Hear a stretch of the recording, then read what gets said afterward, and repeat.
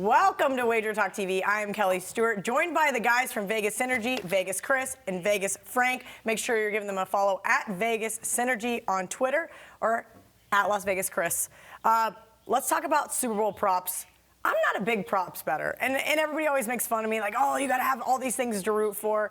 And it's really because I cannot find, A, the time, and B, an actual advantage. So you guys are going to help our viewers find that. So, Cris, I'll start with you. What is your outlook, strategy, betting tips you have for our viewers? Well, I'm like you also. We're not overly enthusiastic about chasing down the pages and pages of stuff. That's a young guy's thing. So what's really important is to find people that are smarter than you that actually are putting the time into it. So, but generally, what we do know is if you're not there right off the bat to find out what the errors are and what the major flaws might be, well, then you might as well just sit back because everything is going to get adjusted like that. So generally, people are going to want to take the plus money stuff. So if you like something that's getting plus money, early, it's probably going to get less money later on. So that's one thing to consider. If you like something to go over, you want to wait to bet something that's going to go over until later because people like to bet things, over. I don't think we placed a bet last year before Sunday morning. On specifically props. And what we do is we find it's just better to wait till Sunday because that is when... Especially if you like the unders. Yeah, and then what's really important for us where we really dive in is we wait for people to just bet stuff down and the books need the other side. So we'll lay the heavy juice side of things. So we'll lay something 4-1, 5-1, 7-1. And it takes a lot of money to bet those things.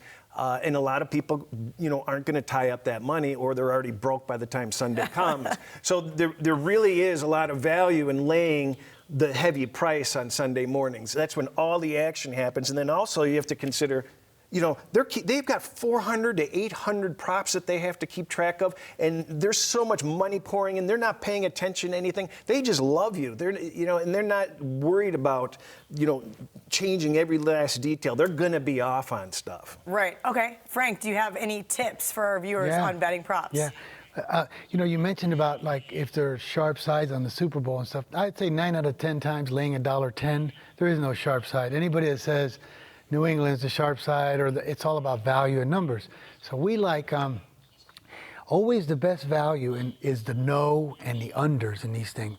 So we know that the public loves to bet over yards, over field goals, over this guy over in passing yards. So towards the end, that's when you start getting your prices much better on because really the way to go is under and no on most of these things because the public drives them, and so you'll get that towards the end.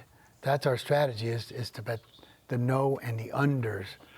And then you gotta use your mind a little bit too. There's little semi-correlations in your props.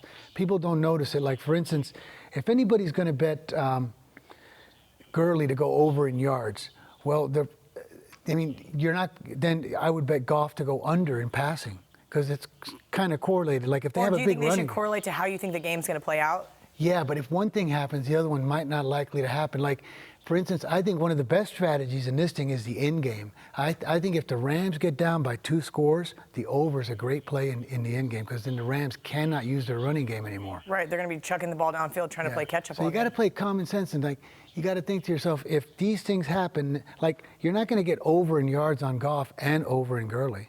They're going to have one or the other. That's very true. Okay, well then I'll stick with you then. What are some of the props you do like? This is a fun prop that I really like. And last year I actually got it. I was an idiot and I lost 4 in a row before. That is over 2.5 players to throw a pass is usually around plus 200. I remember last year they threw a pass to Brady in the first quarter. Then of course it went over 3.5 because the Eagles did it. I wonder what you would have got on that. But I like that. I think they're going to do one of those, kind of a trick play, so to speak. Pass it to Brady, pass it to Goff play. I like that one. Okay. Do you have a second one that you like? Over 3.5 field goals.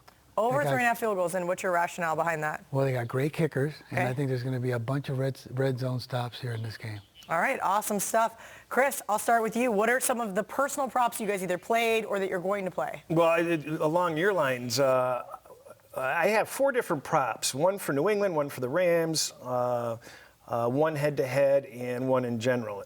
One of them is wide receiver Cook for the Rams. Will he have a rushing attempt? So I think he will. He used to run the fly sweep from his early college days. And you're getting plus money on that, I'm assuming? It's right around there. Okay. When they put him in motion, it helps their offense. Otherwise, he's going to be stuck at the line of scrimmage. So they're going to put him in motion for distraction and stuff. I like White over 5 receptions. Past New England teams always featured a running back who caught numerous passes.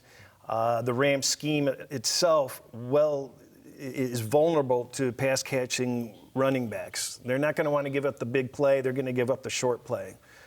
I like Gronkowski to have more receptions over Everett.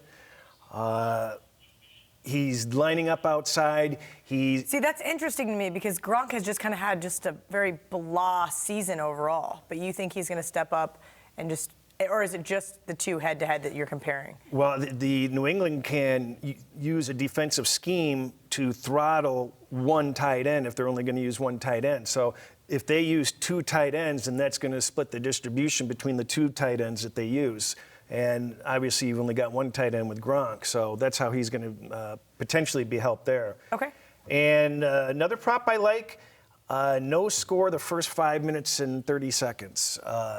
If the Rams get the ball first, New England usually defers anyway, so the Rams have a good chance of getting the ball first, and they're going to be kind of feeling their way in, and they're not going to want to be making any big mistakes. And if somehow New England gets the ball, they aren't going for the big play early. They want to have ball control offense. Their time of possession has been huge in the playoffs, so they're looking for ball control. Interesting stat, by the way, 2 previously scoreless first quarters in Super Bowls went over the total. So if you like the total, kind of look for in-game opportunities, because just because there's no scoring early doesn't mean that they don't pound it later on. All right, great stuff from both guys. Tuesday is always $2 Tuesday. You can get the hottest handicapper at WagerTalk's best bet for just $2.